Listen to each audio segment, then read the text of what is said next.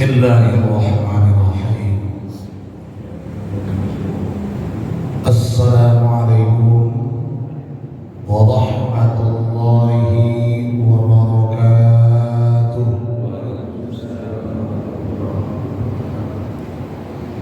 Alhamdulillah, alhamdulillahilladzi an'ama 'alaina bi ni'matil iman wal islam.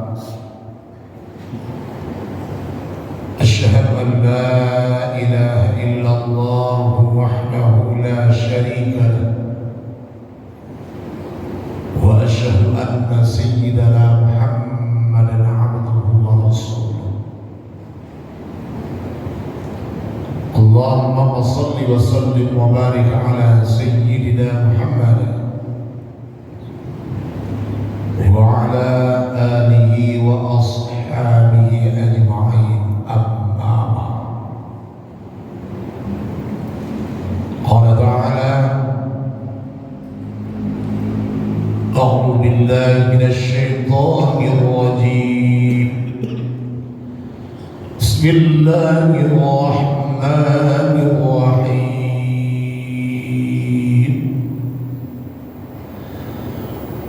وإذا سألك عبادي عني فإني قريب أجيب دعوة الداع إذا دعان فليستجيبوا لي وليؤمنوا بي لعلهم يرشدون. Sadaqallahu azim wa sadaqa rasuluhu nabiyul karim wa nahnu ala dhalika minasyahidin wasyakirin walhamdulillahi rabbil alamin. Bapak Ibu hadirin jemaah salat subuh yang dimuliakan Allah, alhamdulillah, pertama sekali mari kita berserah diri kepada Allah. Karena walau bagaimanapun dan kondisi bagaimanapun kita, senantiasa nikmat itu senantiasa tercurah kepada kita. Banyak nikmat Allah yang Allah berikan kepada kita, apalagi nikmat yang besar. Dan salah satu nikmat yang besar itu adalah masih bisa kita melangkahkan kaki, mengayunkan tangan dari rumah kita menuju rumah Allah yang mulia ini dalam rangka ta'abbud, sujud kepada Allah. Ini merupakan satu nikmat yang sangat besar. Karena berapa banyak nikmat, berapa banyak saudara-saudara kita di luar sana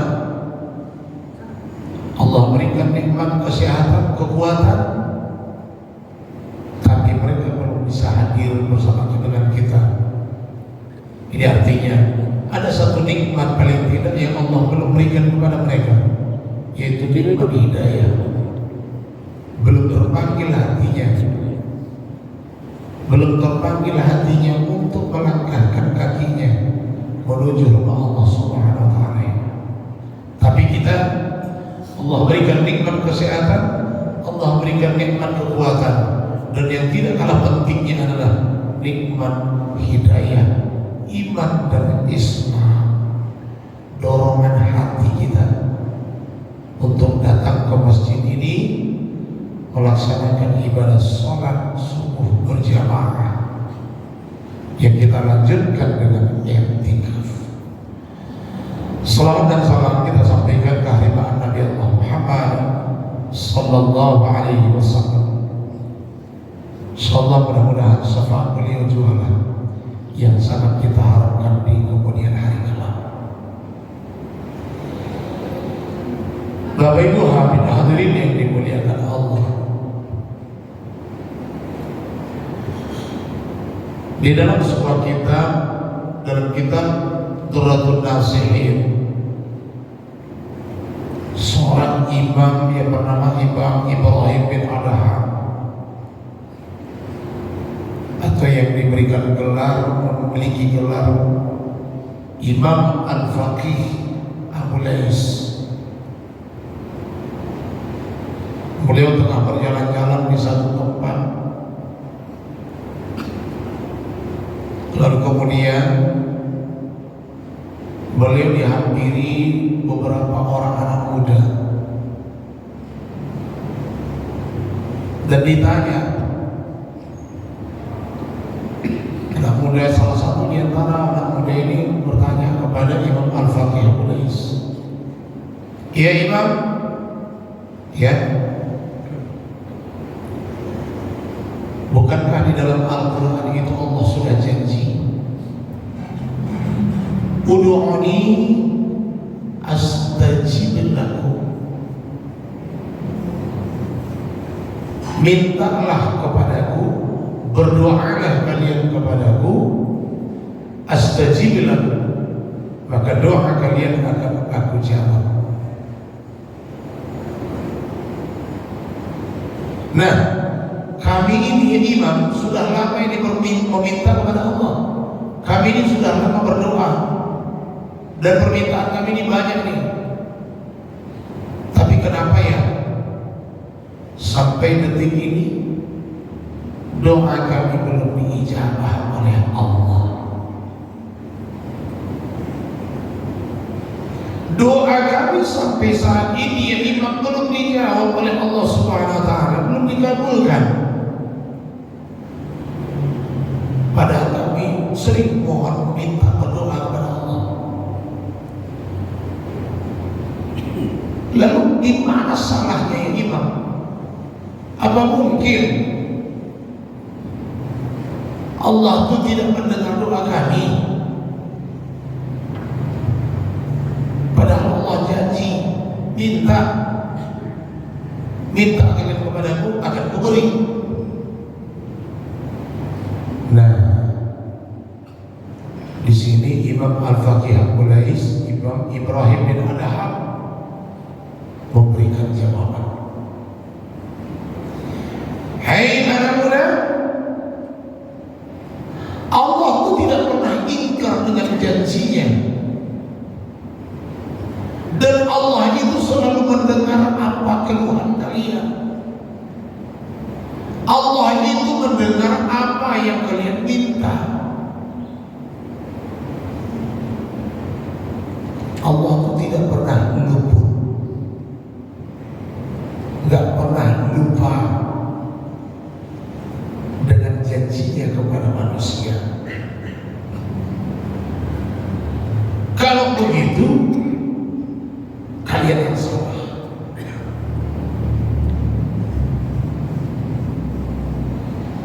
Bagaimana doa kalian akan didengar oleh Allah? Bagaimana doa kalian, permintaan kalian akan diijabah oleh Allah Subhanahu wa taala? Sementara hati kalian ini mati.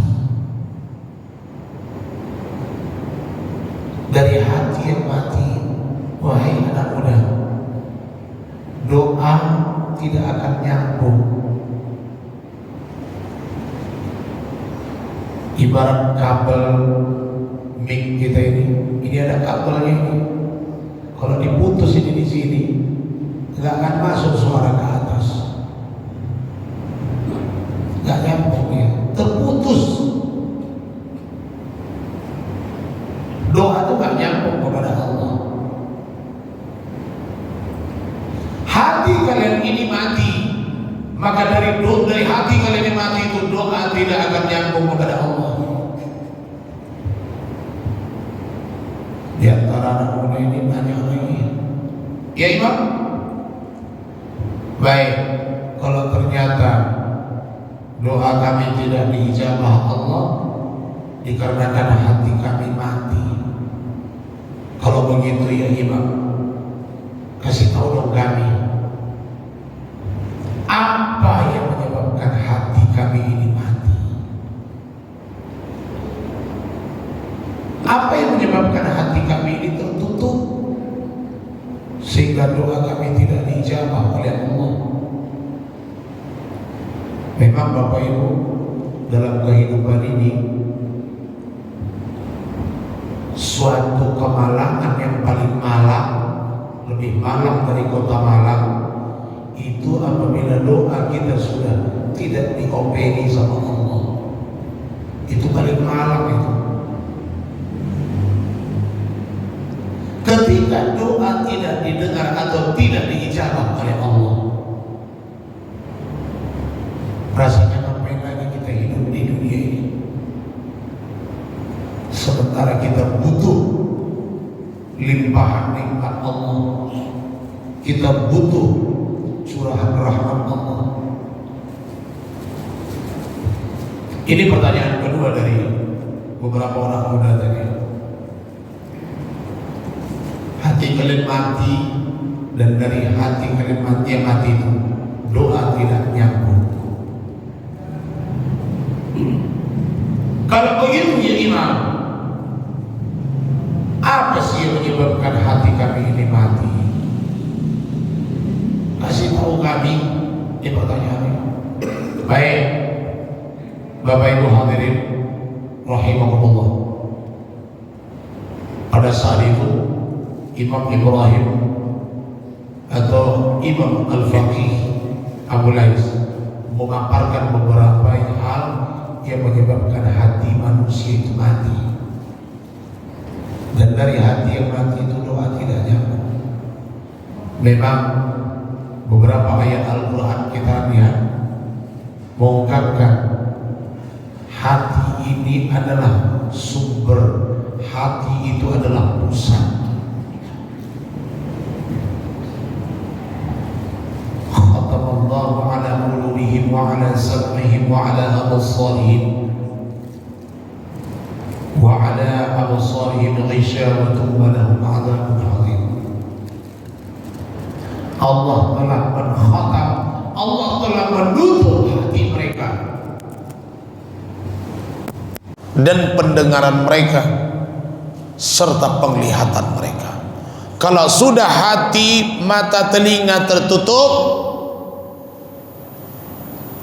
maka walahum azabun azim, maka azab yang pedihlah yang layak untuk mereka. Bapak Ibu hadirin rahimakumullah. Lalu apa yang dikatakan Imam Ibrahim bin Adham yang menyebabkan hati manusia itu mati? Pada kesempatan pagi hari ini Bapak Ibu, kita sampaikan ada paling tidak ada 4. Yang 4 ini yang paling dan yang sangat dominan. Sebenarnya ada 10, tapi yang 4 ini yang sangat dominan. 4 ini bisa kita miliki, bisa kita pahami, insya Allah aman. Apa kata Imam Ibrahim bin Adham yang menyebabkan hati itu mati? Yang pertama adalah araftumullaha wa lam tu'tuhu haqqahu. Kamu kenal kepada Allah, kamu tahu siapa Allah, wa lam tu'tuhu haqqahu, tapi kalian tidak mau menyembahnya. Wa lam tu'tuhu haqqahu, tapi haknya untuk disembah tidak kalian lakukan. Maaf Bapak Ibu yang dirahmati Allah, kadang-kadang yang kayak gini yang banyak saudara-saudara kita umat Islam ini.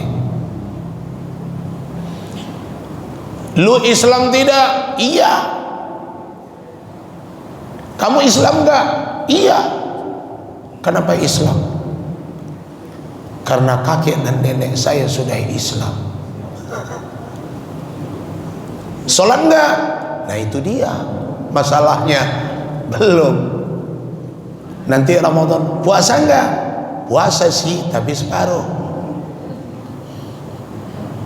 Itu yang dikatakan Islam. Aratumullah, dia tahu siapa Allah. Allah yang mencipta. Ketika ditanya siapa Allah, Allah yang menciptakan langit dan bumi. Siapa itu Allah? Allah yang menciptakan segala isinya, Allah yang memberikan kita nikmat, Allah kita. Sholat enggak? Tunggu dulu. Nah, Bapak Ibu hadirin rahimakumullah, ditanya giliran sholat, terdiam. Berapa sholat yang diwajibkan? 5 kali. Dikerjain enggak? Kadang.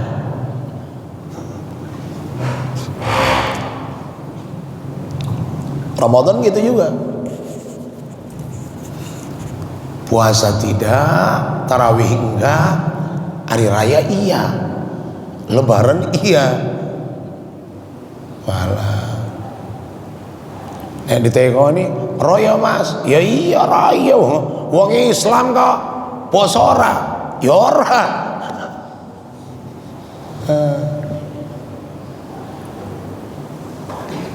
Bapak Ibu hadirin yang dimuliakan Allah, kewajibannya untuk menyembah Allah tidak dia lakukan sementara permintaannya banyak, maka ini belum akan dikabulkan Allah. Allah itu bukan pelit. Allah itu tidak pelit. Tapi Allah berjanji dalam Al-Quran, di muqaddimah tadi kita bacakan, dalam surah Al-Baqarah ayat 186. Bismillahirrahmanirrahim. Wa idza sa'alaka 'ibadi 'anni fa inni qarib. Hei Muhammad, jika mereka bertanya kepadamu tentang aku, fa inni qarib, bilangkan sama mereka, jemaah masjid yang di Bandar Setia, bilangkan sama mereka, fa inni qarib, sesungguhnya aku dekat. Ujibu da'watad da'i idza da'an, aku akan jawab doa mereka, aku akan kabulkan mereka doa mereka jika mereka masih mau berdoa kepadaku. Enggak cukup sampai di situ, baru ujibu da'watad da'i idza da'an. Ini kalimat yang terakhir, falyastajibu li, mereka juga harus menjawabku, wal yu'minu bi, dan mereka harus beriman kepadaku. Berarti ada hubungan timbal balik. Falyastajibu li, kata Allah, mereka juga harus menjawabku. Apa yang mau kita jawab? Kata Allah, aqimis shalah, dirikan kalian salat. Jawab. Wa atuz zakah, dan tunaikan zakat. Jawab. Kutiba alaikumus siyam, puasa kalian di bulan Ramadan. Jawab. Kalau tak dijawab, maka Allah juga belum akan menjawab. Nah, inilah dia Bapak Ibu. Jadi ada hubungan timbal balik. Itu Allah janji kok. Jangan pula janji di ayat yang satu itu aja, ud'uni astajib lakum, mintalah kepadaku maka aku akan jawab, aku kabulkan doa kalian. Jangan itu saja yang kita tengok, tapi tengok juga dong di ayat lain. Nih Al-Baqarah 186. Allah akan menjawab kalau kita menjawab. Kalau sudah kita jawab, tak diminta pun Allah kasih. Bapak Ibu hadirin yang dimuliakan Allah, ini yang pertama. Araftumullah wa lam tu'tuhu haqqahu. Dua, apa kata Imam? Qara'tumul Qur'an wa lam ta'malu bih. Kalian baca ayat Al-Quran itu, tapi isinya tidak kalian amalkan. Al-Quran itu sudah dijadikan hanya sekadar bacaan. Dibaca dari Al-Fatihah sampai Suratul Nas, tamat, baca lagi, tamat, baca lagi, tamat, tapi isinya tidak diamalkan. Kadang-kadang boro-boro untuk mengamalkannya, membacanya saja pun sudah banyak yang tak bisa. Hari ini Bapak Ibu sangat mudah mencari generasi muda kita yang tak bisa baca Quran. Yang paling susah sekarang untuk mencari qori. Kalau sudah mau MTQ, Pak Lurah pakai peling sibuk untuk mencari qori, utusan dari lurahnya. Akhirnya tarik dari sana, panggil dari sana. Susah sekarang. Sederhana sekali. Kita di dusun satu Pak. Kita di dusun satu ini. Kita carilah dulu qori sama qoriah. Satu perempuan, satu laki-laki. Agak rumit mencarinya. Lebih susah mencarinya itu daripada mencari umat generasi Islam nanti di dusun satu ini yang tak pandai baca Quran. Kalau itu gampang nyarinya. Kadang kita prihatin. Ini Al-Quran ini, kitab suci ya, kita umat Islam. Macam mana mau menggalinya, macam mana untuk mengamalkannya, kalau membacanya saja tak pandai. Beli koran langganan tiap hari, kalau cuma nengok gambar saja, tak tahu kita ceritanya apa. Untuk apa kita langganan Pak beli koran? Itu koran, ngabisin duit, beli koran, taruh di meja, buka, tengok gambar. Iya, ada mobil tabrakan ini ada yang mati nih. Gitu. Padahal bukan tabrakan, rupanya mobil itu di bengkel lagi rusak. Nggak bisa bacanya, nggak akan tahu isinya kalau cuma nengok gambar aja. Al-Quran juga gitu, tidak akan ngerti kita isinya itu apa kalau tidak bisa bacanya. Itu yang pertama.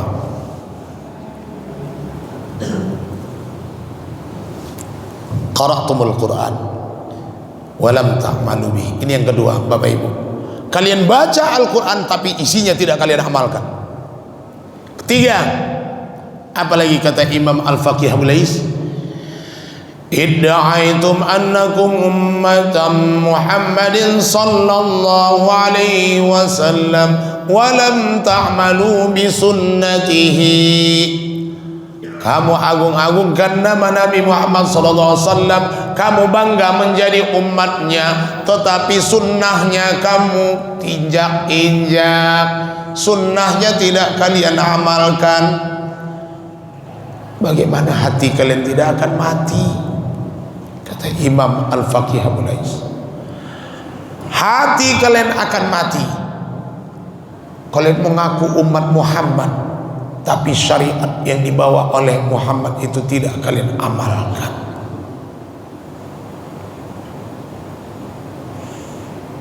Kan udah pernah ini terjadi beberapa waktu yang lalu. Nggak perlu lagi ikutin hadis, ngapain ikutin sunnah, amalkan saja Al-Quran, selesai. Apa bisa diamalkan semua Al-Quran itu tanpa sunnah, tanpa hadis? Nggak bisa. Contoh, kalau kita tidak sholat itu artinya tidak melaksanakan sunnah. Al-Quran perintahkan aqimis sholat. Bagaimana tata cara sholat tidak ada dijelaskan dalam Al-Quran. Carilah Bapak Ibu yang ada di dalam Al-Quran nih, tata cara sholat, takbiratul ihram, sujud, ruku, i'tidal. Cari dalam Al-Quran ini dari surah Al-Fatihah sampai An-Nas, 6.666 ayat. Tidak ada dijumpai di dalam Al-Quran ini. Yang ada, dirikan kalian sholat, Bagaimana tata cara sholat itu hadis yang menjelaskan. Sallu kama ra'aitumuni usolli. Sholatlah kalian seperti sholatku, kata Nabi. Itu dia. Puasa juga. Puasa itu, tata cara puasa itu gimana sih? Al-Quran hanya bilang kutiba alaikumus siyamu kama kutiba alal ladzina min qablikum la'allakum tattaqun. Tapi Nabi yang menjelaskan begini puasa itu, dari terbit fajar sampai terbenam matahari. Begini tata cara puasa itu. Tidak boleh memasukkan sesuatu ke dalam rongga. Itu hadis. Jadi kalau dia tidak sholat, tidak puasa, berarti dia ingkar terhadap hadis atau sunnah. Orang yang ingkar terhadap hadis dan sunnah, maka doa atau hatinya akan mati, akan tertutup, dan dari hati yang mati itu doa belum akan diijabah oleh Allah. Bapak Ibu hadirin yang dimuliakan Allah, ini yang ketiga. Kalau begitu, Nabi itu adalah suri teladan, contoh yang baik bagi kita. Kita ikuti apa yang sudah dipraktekkan beliau pada masa hidupnya. Sunnah beliau kita amalkan. Dan tidak akan pernah ada lagi Nabi setelah Nabi Muhammad SAW. Kalaupun ada beberapa waktu yang lalu mengaku, bahkan itu sebelumnya pun pada masa sahabat sudah muncul, yaitu Musailamatul Kadzdzab mengaku dirinya seorang nabi. Ternyata di Indonesia juga ada di tahun 2000-an, tahun 90-an mengaku seorang nabi. Tidak ada nabi lagi setelah itu. Khatamil anbiya'i, Nabi Muhammad itu adalah khatamil anbiya, penutup para nabi.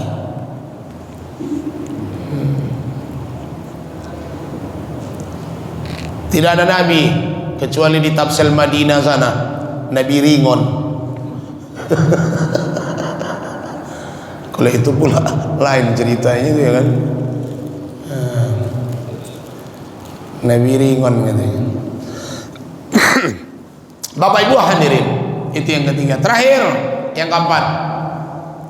Apa yang keempat kata Imam Ibrahim bin Adham?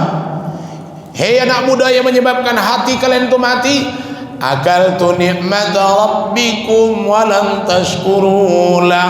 Nah ini yang banyak. Ini yang banyak ini.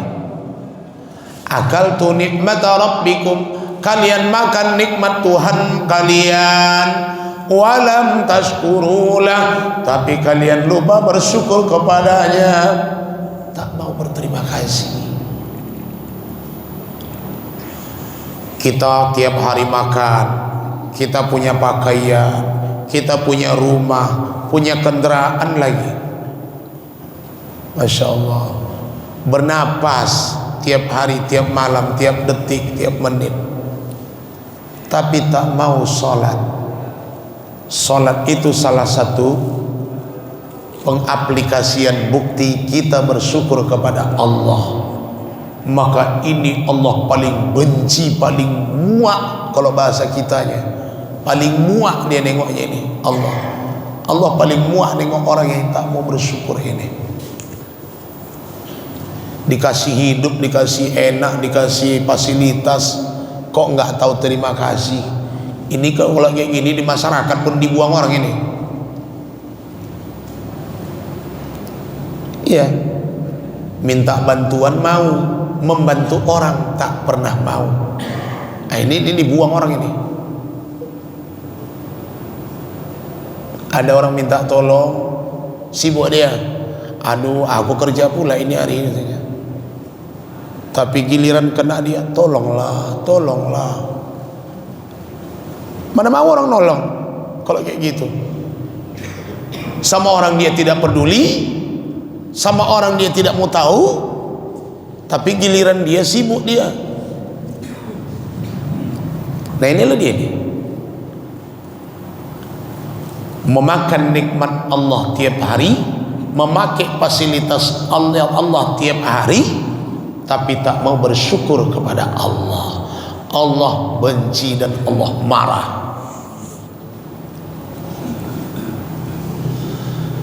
Ada dua hal Allah yang paling murka terhadap manusia. Yang pertama, orang yang tidak mau bersyukur. Yang kedua, orang Allah murka terhadap orang yang tidak mau sabar. Tak sabar terhadap musibah Allah. Allah marah itu. Dan ini diungkapkan Allah dalam hadis kudusinya. Di dalam hadis kudusi, apa kata Allah? Man lam yashkur ala na'mai wa lam yasbir ala balai falyakhruj min tahtis samai walyatlub rabban siwai. Bagi siapa yang tidak mau bersyukur atas nikmatku, kata Allah, siapa yang tidak mau bersyukur atas nikmatku, dan bagi siapa yang tidak mau sabar atas musibah, ujian dan cobaan yang aku timpakan, falyakhruj min tahtis samai, silahkan keluar dari kolong langitku, walyatlub rabban siwai, dan silahkan cari Tuhanmu selain aku.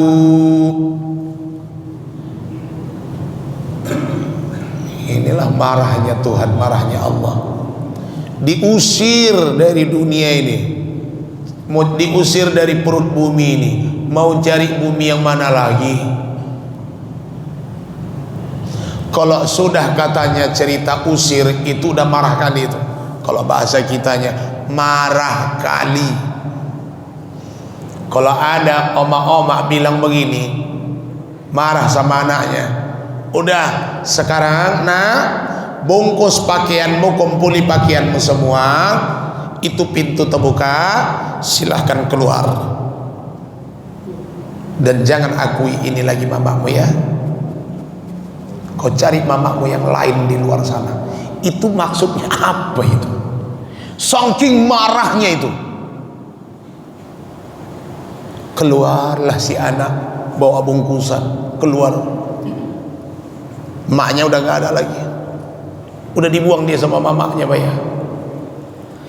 Di luar masih dapat dia rupanya mama angkat. Tapi ini yang ngusir bukan mama, yang menciptakan mama, Allah yang ngusir. Silahkan kau keluar, ini bumiku, cabut kau dari bumi ini, kau cari bumi yang lain. Dapat enggak Pak ya? Dapat enggak bumi lain? Falyakhruj min tahtis samai, kata Allah, cari keluar kau dari kolong langitku. Mau cari langit mana lagi? Enggak ada lagi langit yang lain, enggak ada lagi bumi yang lain. Kalau begitu mending mati aja. Ya iya, disuruh Allah keluar dari bumi ini, ya mati dong.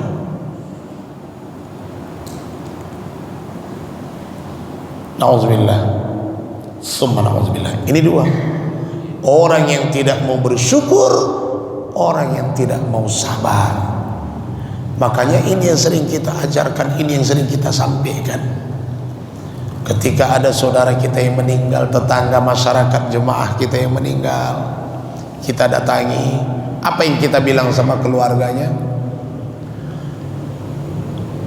Sabar-sabar ya Wak ya, semua kita akan mati, semua kita akan mengalami kematian itu, kita akan menjalaninya. Jadi sabar, mudah-mudahan kalau Wak sabar, maka insya Allah iman Wak bertambah. Memang kadang-kadang kalau udah ujian kematian nih, gampang-gampang susah juga nerimanya itu. Syukur yang kita bilangkan itu orangnya masih ada iman. Kalau sempat yang tak ada iman kita bilangkan, lain jawabannya. Sabar ya Wak ya, istrinya mulai meninggal. Sabar ya Wak, karena kita akan semua akan mengalami. Sabar-sabar kata otak kau katanya. Karena tidak kau yang alami katanya. Kalau tak beriman, tak terima juga dia itu. Itulah dia. Jadi syukur, sabar. Ketika kita dapat nikmat, serahkan kepada Allah, bersyukur kepada Allah, yakinkan diri bahwa sekecil apa yang Allah berikan ini adalah nikmat Allah. Wa ala rabbihim yatawakkalun. Ini ciri-ciri yang beriman ini dalam surah Al-Anfal. Wa ala rabbihim yatawakkalun, hanya kepada Tuhan mereka bertawakal, berserah diri. Dapat nikmat, serahkan kepada Allah. Dapat musibah atau ujian, serahkan kepada Allah.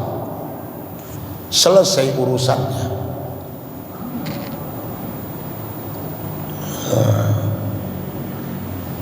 Jualan kita lagi laris.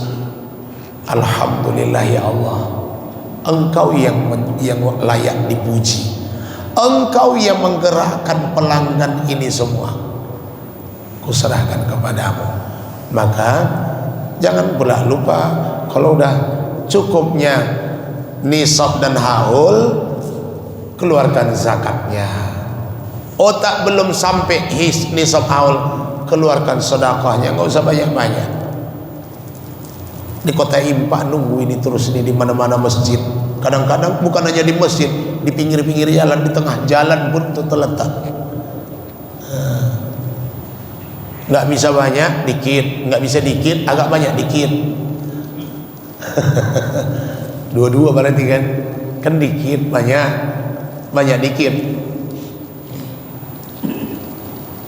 Itu salah satu tujuannya adalah untuk mewujudkan rasa syukur kita kepada Allah. Kalau tadi, kalau kita jualan kita sudah laris.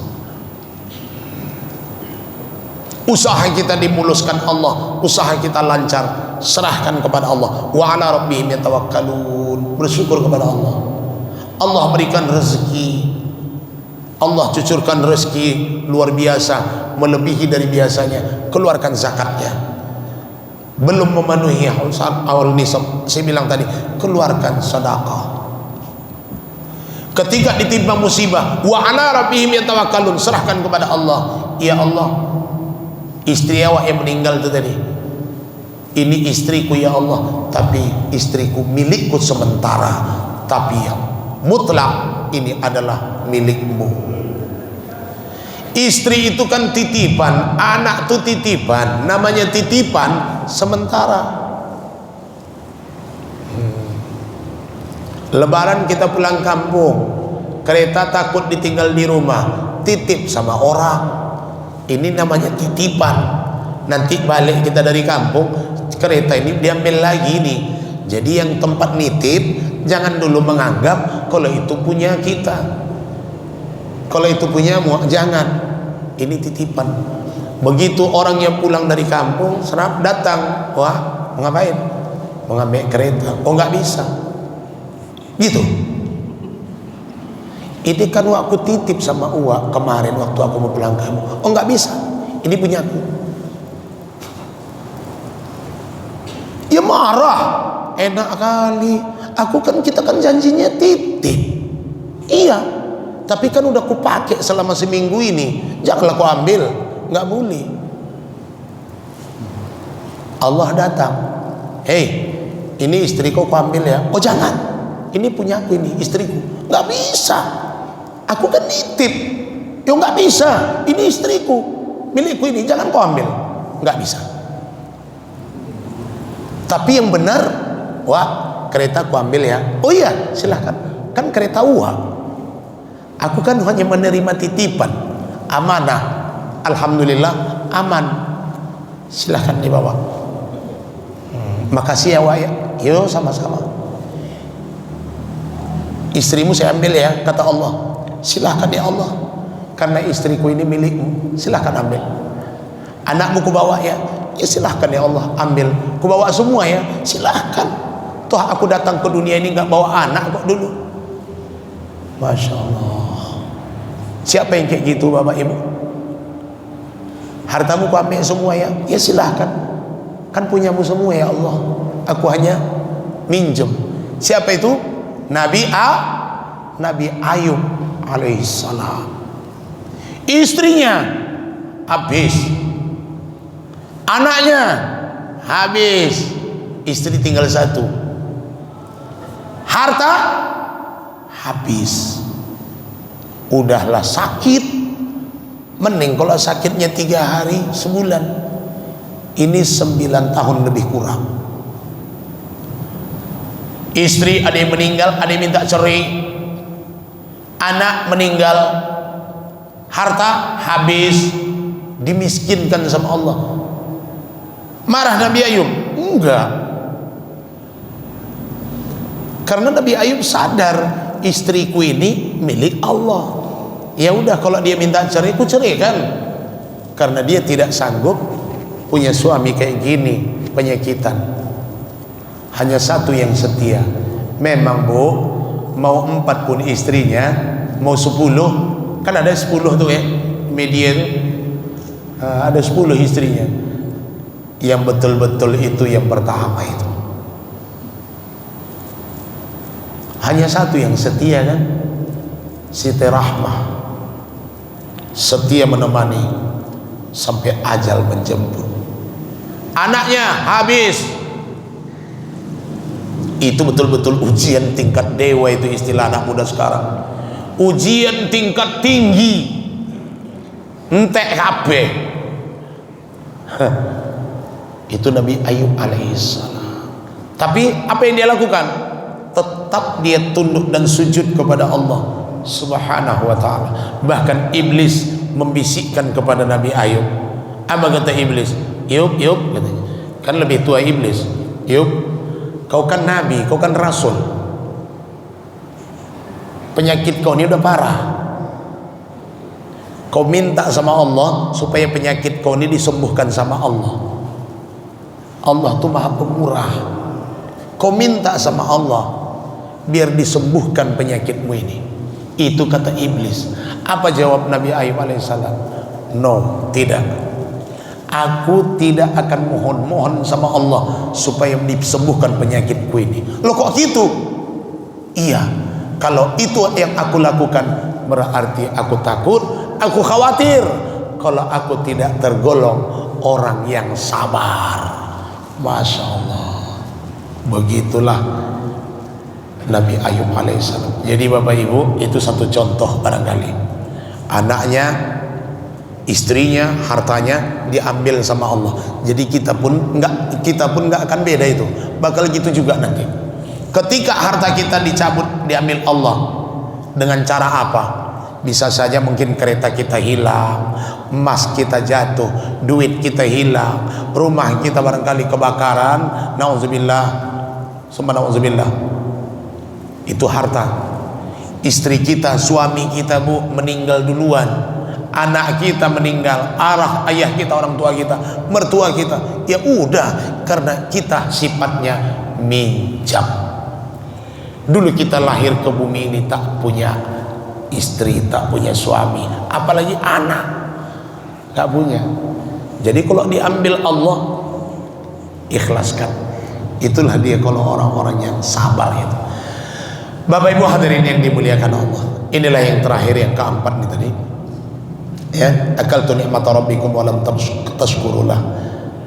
Jadi kalau begitu, mari betul-betul kita selamatkan diri kita dari yang pertama sampai yang keempat. Kamu kenal kepada Allah tapi tak mau menyembah Allah. Kalau begitu, kita kenal kepada Allah, lakukan tugas dan kewajiban kita sebagai hamba Allah. Kemudian jangan kita jadikan Al-Quran itu sebagai hiasan rumah. Jangan kita jadikan Al-Quran itu sekadar bacaan. Tapi mari kita jadikan Al-Quran itu sebagai imam ikutan kita. 3, Nabi Muhammad SAW itu betul-betul contoh suri teladan bagi kita. Mari kita amalkan syariat yang dibawanya. Mari kita amalkan sunnah, hadis dan sunnahnya.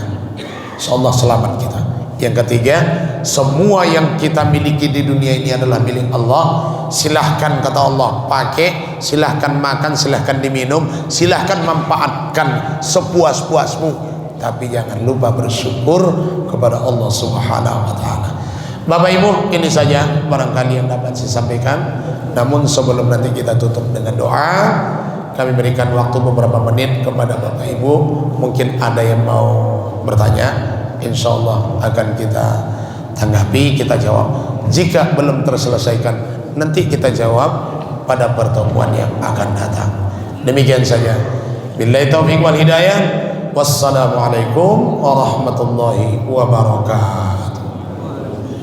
Kepada Bapak Ibu yang ada mau dipertanyakan, ada waktu lebih kurang 10 menit. Pada Bapak Ibu ada mau dipertanyakan.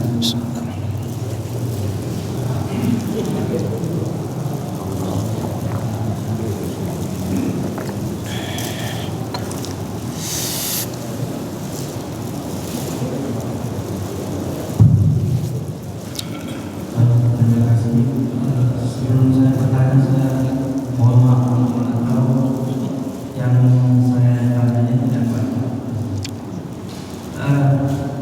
Tentang yang Ustaz katakan tadi, bahwa kenapa doa itu bertolak, ada harus dan empat. Saya mau bertanya berkenaan dengan doa. Saya pernah tahu bahwa orang yang bukan beragama Islam itu berdoa. Salah satu doa mereka yang pernah saya tahu itu adalah supaya mereka kaya. Supaya mereka kaya. Ya, kaya. Lalu yang saya perhatikan di negara kita, yang mayoritas penduduk Muslim itu jauh lebih besar daripada yang bukan Islam. Tapi saya tahu pula dari yang pernah saya lihat dan yang pernah saya dengar cerita dari orang, bahwa kenapa mereka itu yang bukan Islam itu jauh lebih kaya, lebih banyak kaya daripada yang Muslim. di Indonesia. Lalu kita berdoa, mereka berdoa, kita minta maaf, saya selalu berdoa bukan kaya, tapi ternyata teman saya jauh lebih kaya. Orang yang bukan Islam, wah luar biasa kaya. Cuma memahaminya Islam.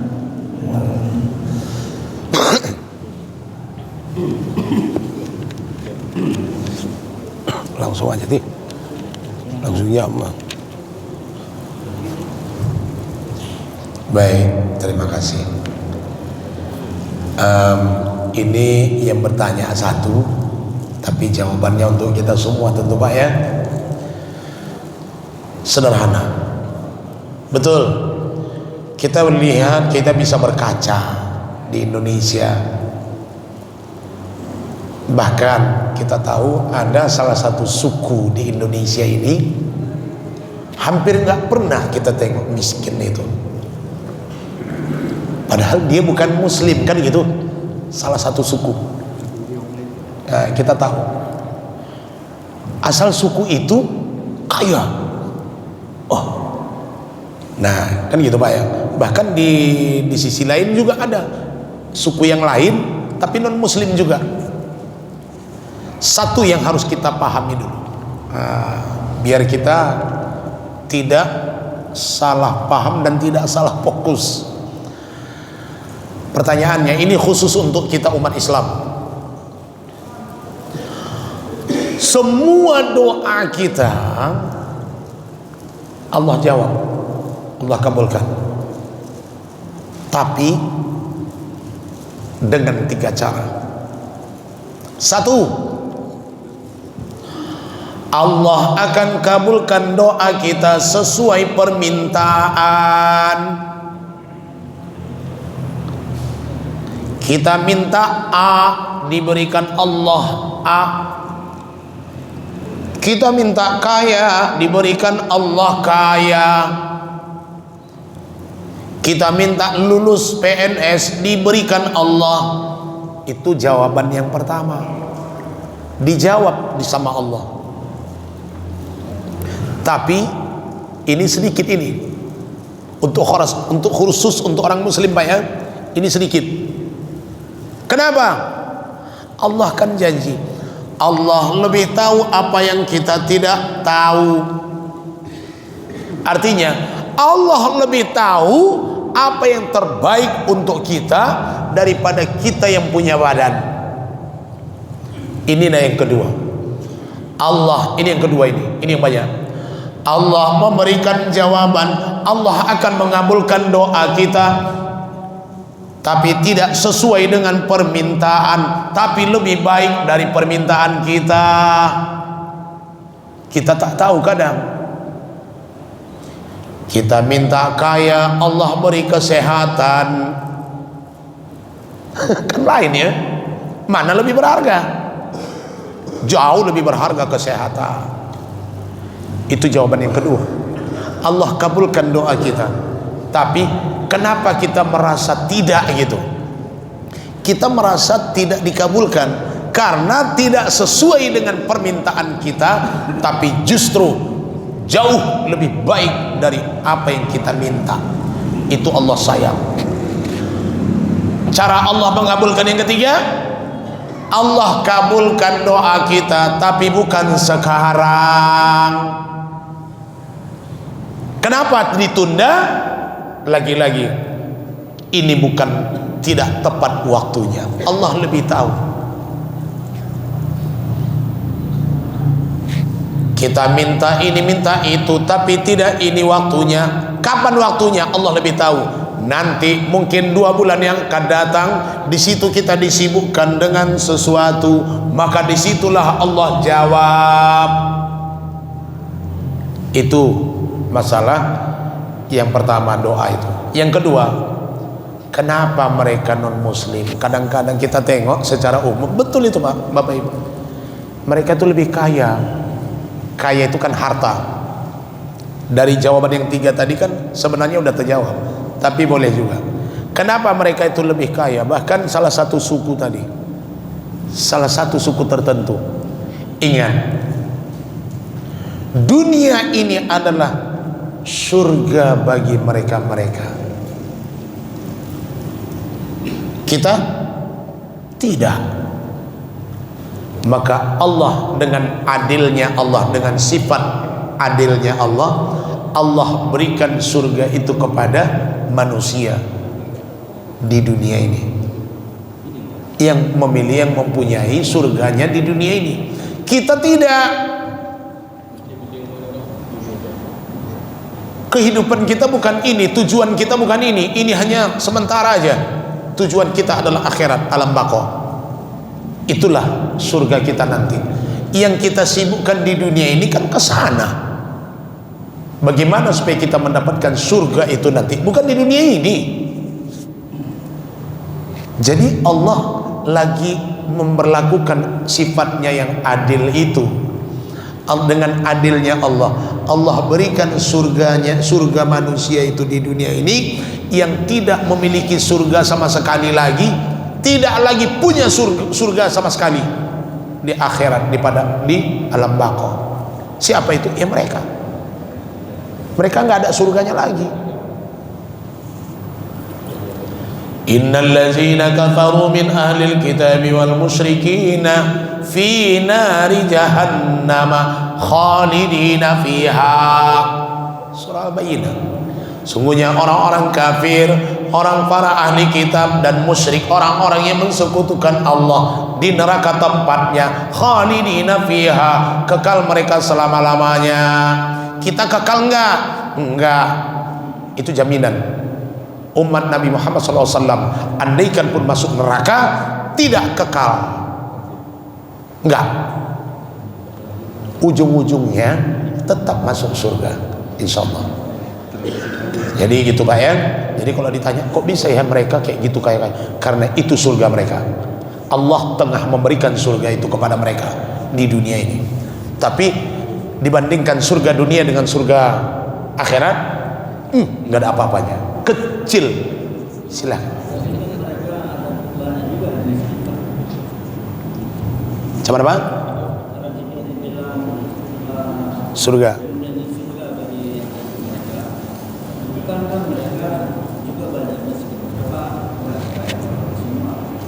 Iya, betul. Ada juga yang miskin di antara mereka.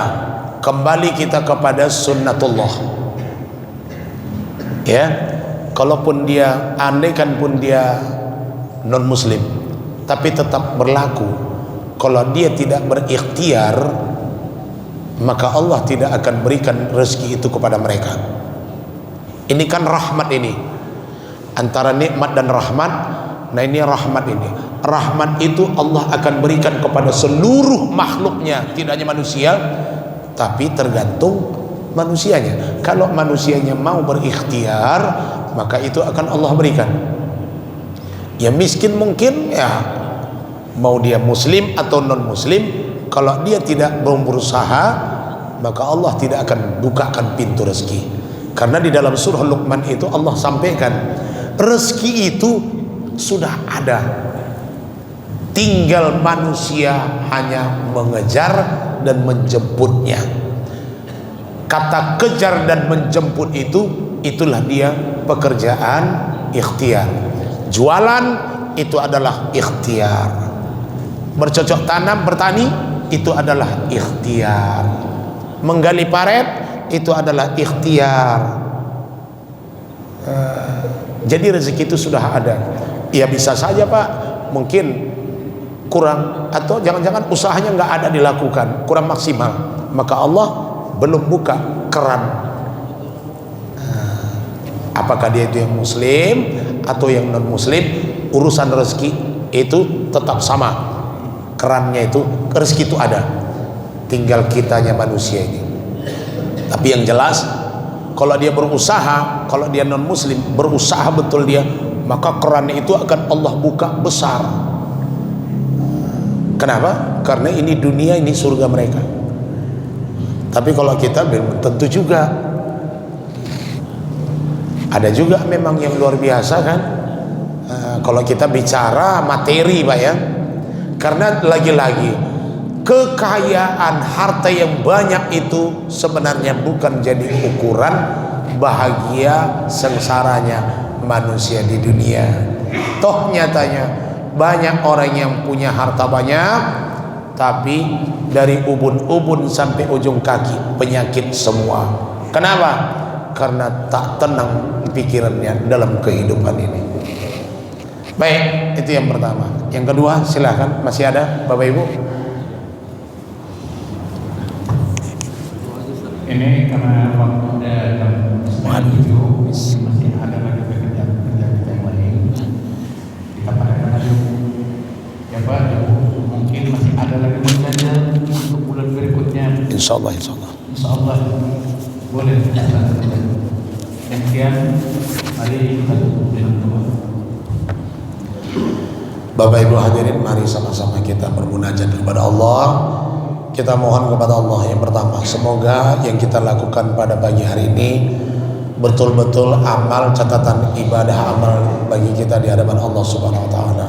Semoga kemudian ke depannya pertemuan-pertemuan kita pertemuan yang lebih mendapatkan hidayah lagi dari Allah Subhanahu wa taala. A'udzu billahi minasyaitonir rajim. Bismillahirrahmanirrahim.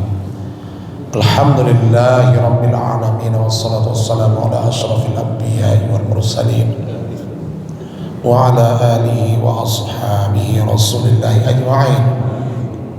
Allahumma ighfir lana dhunubana wa liwalidayna warhamhuma kama rabbayana saghira ولجميع المؤمنين والمؤمنات والمسلمين والمسلمات الأحياء منهم والأموات برحمتك يا أرحم الراحمين.